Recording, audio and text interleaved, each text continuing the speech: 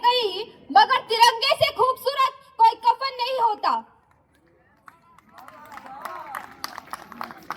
असीम सौंदर्य और पवित्रता की प्रतीक इस गुलाबी नगरी की माटी को अपने हृदय के रक्त से तिलक करती हूँ।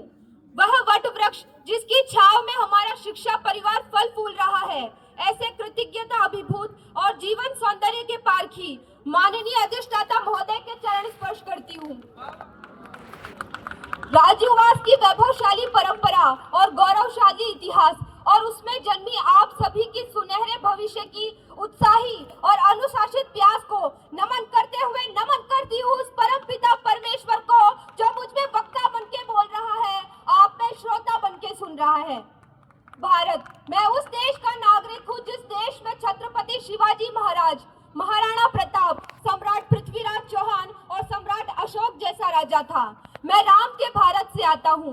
मैं मर्यादा पुरुषोत्तम श्री राम के भारत से आता हूँ, जहाँ पिता की एक आज्ञा पे बेटा राज सिंहासन त्याग कर वनवासी हो जाता है। नवीन भारत के युवा दोस्तों, कथानन व्याकरण समझे तो सुरभित छंद हो जाए, हमारे देश में फिर से सुखद मकरंद हो जाए।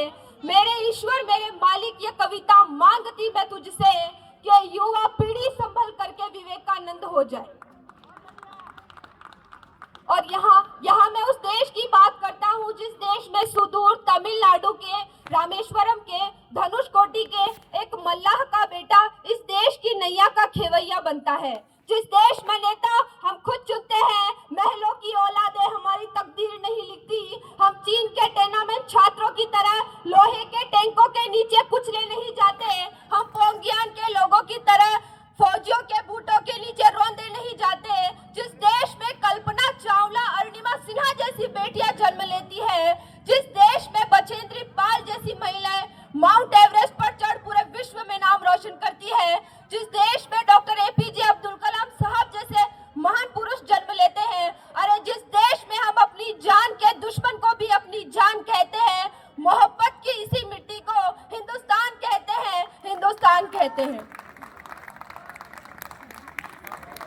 मेरे प्यारे भाई और बहनों, कोई पूछे अगर मेरे बारे में तो मेरी ये पहचान लिख देना, उठाना अपना तिरंगा झंडा और सीने पे मेरे हिंदुस्तान लिख देना।